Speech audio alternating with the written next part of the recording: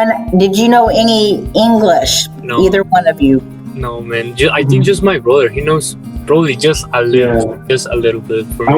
I only knew the basic, just like to have a conversation, like, can I go to the restroom, or things like that. But other than that, no. How about you, Dylan? Did you know any English? No. I don't even know how to say like what's right or left. I was really confused. Everything was new for me, different culture, different language, and everything was different. Well, I came here in 4th grade, and I moved to Medina Valley on my freshman year. And I knew some of it, but not a lot of it. Well, I think everything was different. Did you know any English when you came to America? Nothing. You didn't know any English? Just a little bit. Just a little bit. Because when I first got here, it was kind of hard to get along with people. Because you're a different race, right? You don't know anything about them, they don't know anything about you. You speak the different language. So they might treat you differently than what they treat others. English, at first, you'll think that it's pretty complicated. So when you ask me that if I have a really, tough phrase in English that is hard for me to understand, let me tell you that when I just came here, everything was tough. Everything was pretty difficult for me. And there's this thing, because when you're learning English, you learn the proper way.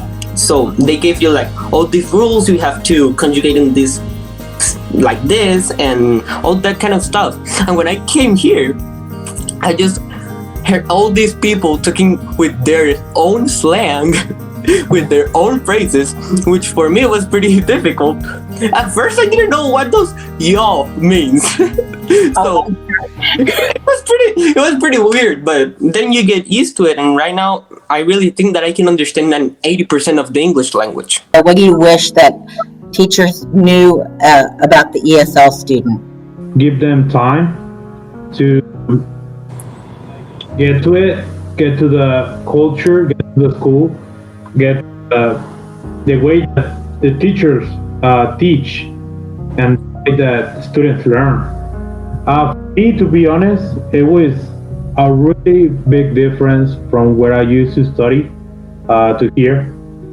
And I feel it like, I'm not gonna say easy because nothing is easy, but like more time to do it, We try every day, and we really is we wish know English and communicate with other. Well, they teach me in different ways. They were also like, they would give me more time than others to complete all my work, and they would also like for example, in English, I still remember that she would give me like videos to watch instead of the paperwork. The motivation is always the key, like my brother say. Well, for me, everyone is different. Every person in the world is different. No one is the same. Everyone is different. I would say be more patient with them. What does an ESL student means? Because they're not just learning the language, they're struggling with everything. They are just stressed out because they are not understanding anything. Mostly they cannot communicate with most of their friends because they all speak English. For teachers, I really, as I always said, you always have to be helpful. You really always have to be tools to that students. You need to let them know that you're there for them, that you can help them, you can provide them with all this work and all these explanations that they need to understand all the topic. Mostly we need more help than other students. Ellos hicieron algunos tratos con los otros maestros en ayudarme en el inglés. So he says that some of the teachers got together and they made they helped each other out, and try to decide between them what was going to work best for him. Like, how do you like to practice English? Sentences. And sentences? I really know that some people, when they're learning English, one of the most things that help us is, the corporal language, So I remember that you're a very, physical teacher. You always explain yourself with your emotions or with your, with your movements. And I remember that when teachers kind of do that, that helped me the most. Thanks, Miss Ricker from the Dream Big Club. Oh yeah, thank you, Miss Ricker. Club. And if you don't know about that club, it's perfect to know what you want to do in your future, and Miss Rick will help you, Miss Amora, and Miss Gonzalez.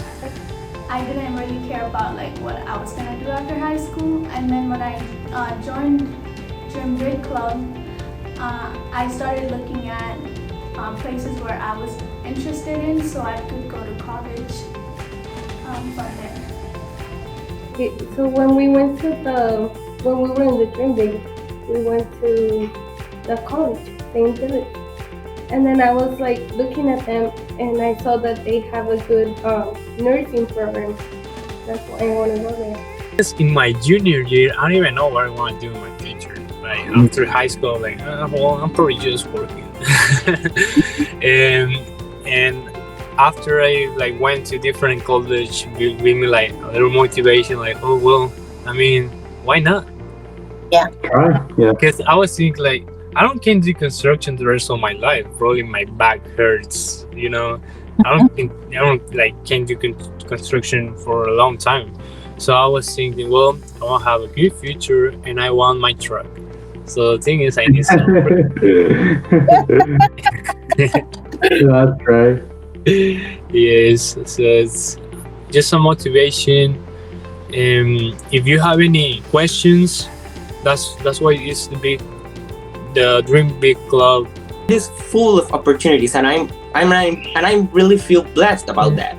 So when we just came here, I remember that 6 months later, you told me about this thing, that it was called the Dream Big Club, that it was like all the students getting together to go to, talk about college careers, visit colleges, all these scholarship opportunities. And I really felt that it was pretty cool because, you're getting all these things, and we start going to all these colleges. I really miss that because, for COVID, we couldn't do anything this past year. And yeah, and I remember that it was, I think, December 2019, I believe, that you told us about this scholarship, and that it was for going to Washington. And you said, okay, you need to do this, you need to make an essay, and then if you do it good, they will choose you. And I remember that they choose me and another students that I'm really proud of too. Parents' expectation for your future. Your future, yes, of course. One expectation is to get.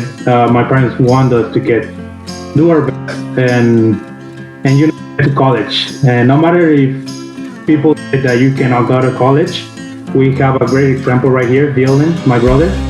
And there's an example of working hard and doing your best.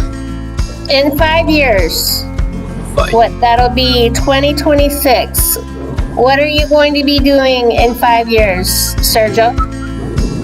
Oh, well, I think 5 years. It's 2 years. I think I'm gonna be in college, pretty much in college, and married. Just kidding. No, married, no kids. No, I think I'm gonna be in college, and pretty much working, because one of my dreams is to have my own business and be in entrepreneurship and all of that. But yeah, I think pretty much in college. I want to go to the college. Mm-hmm. I want to be a nurse. A nurse? Yes. My plans are to go to St. Philip after high school, and then get my degree in nursing. That way I can be a nurse. I've been thinking of becoming either a soccer player or I'm gonna be a full-time streamer. For me, right now I'm starting a small business, and it's online, and I want to take that farther. How about you, Dylan? 5 years. Well, I want to make my company of business that more about like transportation and exportation of products. And but first, I want to start working on a big company, like starting the bottom, right? And after that, like learn all the process, how to do things, how to do business with different countries, and probably learn another language or something. And after I have my company, I'll probably just make a restaurant, Mexican restaurant food. Ooh, a restaurant. Yes, one of my dreams. You'll have to tell us. Yes, we'll be there. Sure. I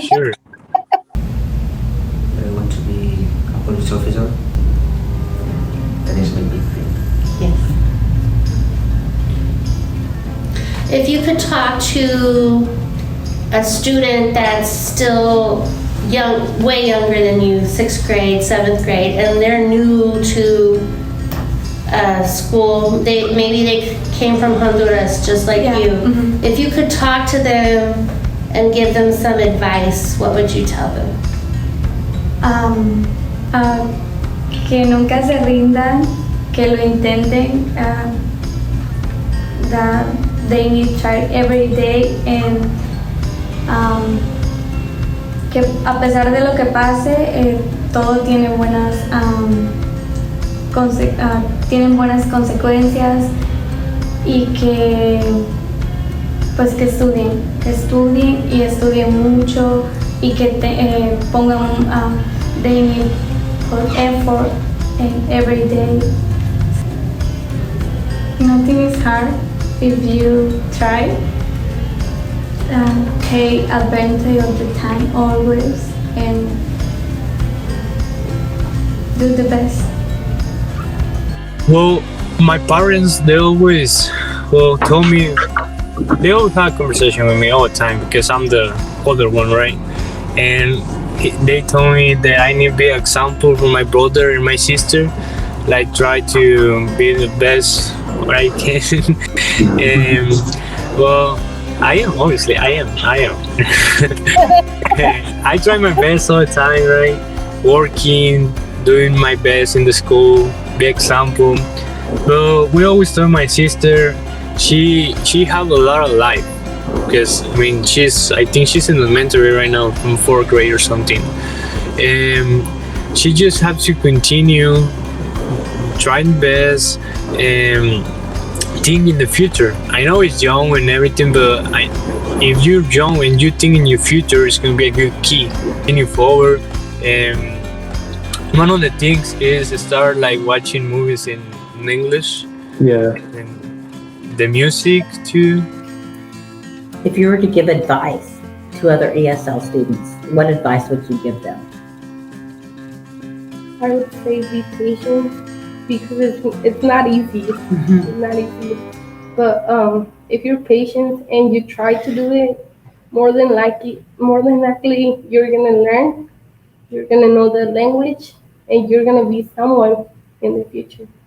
Can I say that they need to try his best in school and try to have a good life?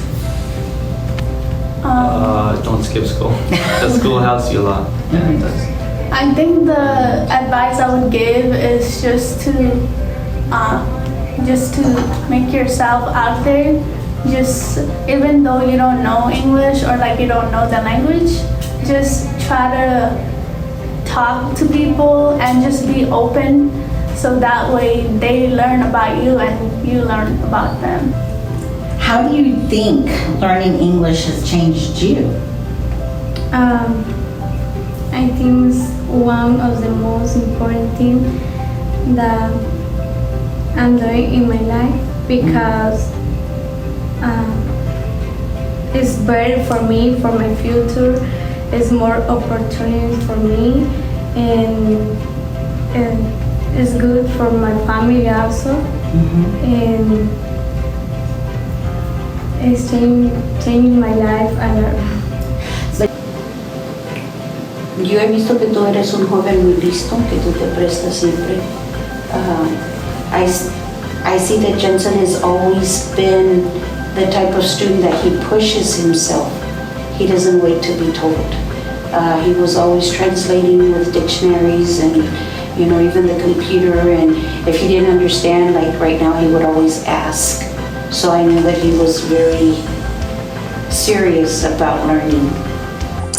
We came here mostly for the opportunities, because when my mom told me that we were coming here, the first thing that I thought, like the first thing, it was opportunity. So I just take the chance at the first moment. So here I am now. For example, my niece, my oldest one, she's 10. And she's always like telling me how I want to be a nurse. And then I ask her, what do you want to be? She's like, I don't know, but I want to be like you. And that motivates me to be someone. First, not be afraid, because you're not always be alone. There's going to be somebody to help you. Either if you think that you're going to be alone, you're not going to. Mostly, if you have all these tools available for you. And I'm going to tell you, if you are going to have all these tools, please don't waste them. Take them. If they're telling you, okay, we have all this stuff to offer you, to help you, you need to take them, because that is going to help you in your learning, in your future career, and, you know, with your language as well. So mostly I'll tell that people that they're going to be full of opportunities, and they're going to enjoy all the journey. Everything is going to, you know, be okay.